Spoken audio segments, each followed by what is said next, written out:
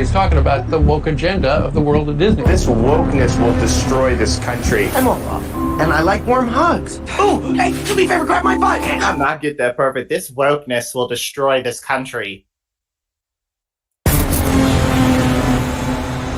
Everybody's talking about the woke agenda of the world of Disney. This wokeness will destroy this country. I'm Olaf, and I like warm hugs. Oh, hey, do me a favor, grab my butt. Oh, that feels better. Disney wants really woke movies for your kids. No pit stopo. Comprendo? Okay. Disney going super woke. Hakuna Matata. What? It means no worries. They're basically exploiting your children, brainwashing them. Thank you. Oh, may I? Ooh. Disney's completely gone woke. Hey, Mr. Grumpy Gills. With Little Mermaid, it doesn't make a lot of sense to have someone with darker skin who lives deep in the ocean. She should be totally pale and skeletal, where you can see her skull through her face. What should we do with this land? Someone even said, like, maybe you need another state prison. Who knows?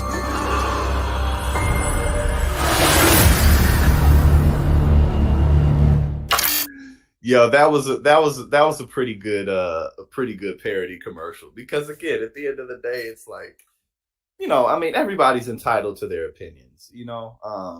It's fine if, maybe in the privacy of your own home, you think, I don't really like Disney and how they make their productions. I don't think that children should be exposed to their messages. But it's another to be the governor of a state and wage war against basically, Disney, yes, is a corporation, but in a lot of ways, what Disney represents only exists within our imaginations. You know what I'm saying? Like, you're going to war with thoughts and you're losing to them. It's really hilarious. But no, that shit was funny. To just put into perspective how fucking ridiculous that man is. And this fight is. Okay, let's see.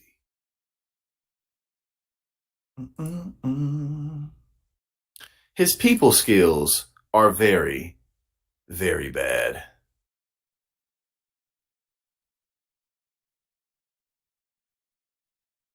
Another billionaire GOP donor says he won't give to Ron DeSantis.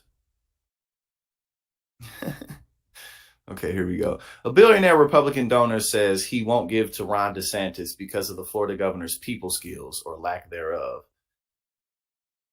What's Castamatidis? John Castamatidis. I think that maybe that's how you pronounce his name. I could be butchering it. John Castamatidis, a self-described centrist who has contributed to candidates in both parties, became... I just put my money where it needs to be so I can get what I want no matter who's in office. Became the latest prominent big donor to express doubts about giving to DeSantis, who has not yet announced his candidacy but is expected to do so soon. Billionaire hedge fund executive Ken Griffin earlier this week said he's having second thoughts about contributing to DeSantis, who he's contributed to in the past. Castamatidis said he's not the only big donor who believes DeSantis has a people skills problem. Quote, I have a lot of Florida friends that helped him get elected, and he hasn't returned any of their calls. He is who he is. He's a good American, but his people skills are very, very bad. And what I find out is the one that people hang out with. One friend of mine said he was sitting next to him and he never said one word. So his people skills are not good. And I think that's one of his major problems.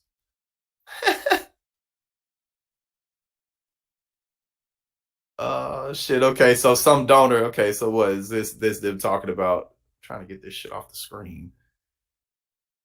It was phone calls.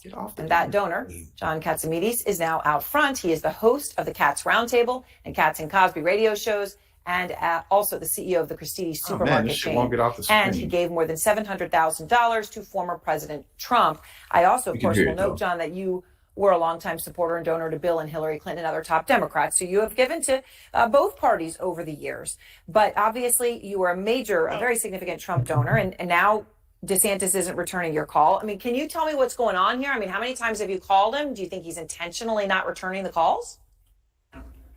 No, I have a lot of Florida friends that helped him get elected, and he hasn't returned any of their calls. And it's just, look, he is who he is. He's a good American, but his people skills are very, very bad. And what I find out is the more that people hang out with him, and the more, one friend of mine said he was sitting next to him at dinner. He never said one word. So his people skills are not good. And I think that's one of his major problems. Right. And you're talking about, I mean, you have the potential. The reason I gave that $700,000 figure, you could give a lot of money, right? I mean, you would expect a little, just to be frank, right? TLC from a candidate to a donor. And then he doesn't seem to care. Well, and I've never asked any candidate for anything from me or any of my companies. So it's nothing about wanting anything, but you want to have access, and that's what a lot of donors do. And I gave a lot of money to Donald Trump because I know him for 40 years, but I gave a lot of money to Bill Clinton and Hillary Clinton because I helped run Bill Clinton's campaign back in the 90s. So now I did look here, and campaign. My man's been doing his thing in politics forever. Galvatron, I think, honestly, I think Good American was just him trying really hard to compliment him. you got to give him some type of props. That would be my guess. But the reality with this is, if Ron DeSantis's people skills really are as bad as everyone says, and I don't know why people would, where there's smoke, there's fire. I don't know why so many people would say this if it wasn't true. If that is the case, that's a problem. And not just for him, but for anybody who's in any kind of similar position that he's in, where you have to deal with people, manage people, lead people, keep up with people, maintain relationships. A lot of getting things done is, everything we do is dealing with people. And if you ain't good at dealing with people, then you're not going to be effective in a leadership position. And so, like I said, a lot of the veneer is falling from his shoulder. Let's listen for maybe a minute more, see if they say anything else interesting. Campaign finance records, show that in the run-up to the 22 election, you gave $20,000 to Charlie Crist, who, of course, was the Democratic opponent to DeSantis for governor. Do you think that it comes down to something like that he's mad that you gave to Crist so he won't call you back? Or do you think it even gets to that point? No. Absolutely not. It was way before that point. Hell, damn right, absolutely not. He don't care. Shit, if you... Man, look, whether you a politician or whether you are running a business, you need motherfucking money. And so you always asking for it from people. You know what I'm saying? Like, you don't give a fuck. Like, I don't care if you gave money to him. If you don't give me some money, I'll take it because I need some money. It existed. And I know Chris since he was a Republican. I know him when he was an independent. I know him when he was a Democrat. I've known him for 20 or 30 years, too. When you get old, you know these guys for a long time.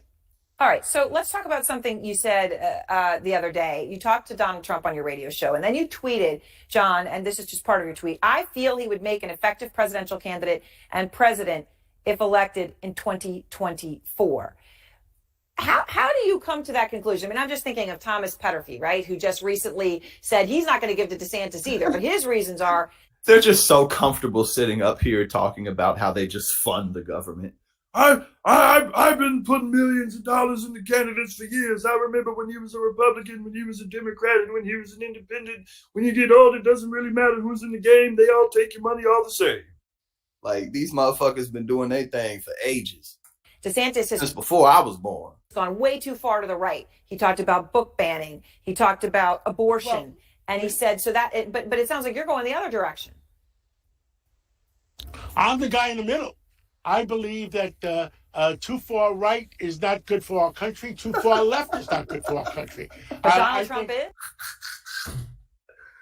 Bro, that don't mean a goddamn thing when people say that. I'm in the middle. I'm right in the middle. If you veer over here a little bit too far, that's bad. But if you veer over here too far, that's also bad. Like, you're literally not saying anything. You don't care because you get your way no matter what. But no matter who says that shit don't mean a goddamn thing. Well, I try to stay in the middle. Well, what if the answer is over here or over here? Well, it's so fucking dumb. And I compare the days when Newt Gingrich and Bill Clinton, they didn't like each other, but they sat around with each other and they made a deal and they took the $5.5 trillion deficit down to $5 trillion. I think Republicans and Democrats should sit together and work together for what's best for our country. All right, one quick follow to that, though. You got a guy who said the election was fraudulent, and it wasn't. And you really think that Trump could? You're comfortable with him as a Republican nominee? Well, let me tell you something. In 4 years when Donald Trump was president, does he have his own problems? He has a few problems. He's got a couple issues, you know. Donald Trump, he just has a few issues, you know. Only president in history to be indicted, twice impeached, scam after fraud after another scam, and ripping motherfuckers off and dodging taxes, you know. Just a few problems. But when he was president, we did not have one single war. The world leader. I hate when people, I keep stopping it. I hate when people say this shit. When Donald Trump was president, he's the only president where we didn't have war. What are you talking about? Yes, he was still in office while wars were going on. Well, he didn't start a new war. Like, so what? Who gives a fuck? America's at war with the whole goddamn planet. Leaders respected us. And look what's happening now. There's no respect. The world leaders are not respecting our country right now. What does that mean? I hope the dollar doesn't lose too much of its potency. And we're losing Brazil. We lost Argentina the day before. Saudi. What the fuck does that mean? No one respects us now. But when Trump was in office, when a game show host with absolutely no fucking political experience versus other people, versus literal dictators, literal warlords, motherfuckers who have been involved in politics since they was knee high, people who killed their way to where they are. Those people respect and fear Donald Trump, but not Joe Biden. Like, no, these countries, the thing that they respect and fear is the fact that America will blow them off the fucking face of the planet. That's what they respect and fear. It don't matter who's in office. We got more bombs, more technology, and more military bases, and more leverage than everybody else in the entire fucking world. Just last year, we outspent the next 10 largest militaries combined. That's why motherfuckers are afraid of us and why people respect the United States. Because if you fuck with America, we will blow your ass literally out of existence.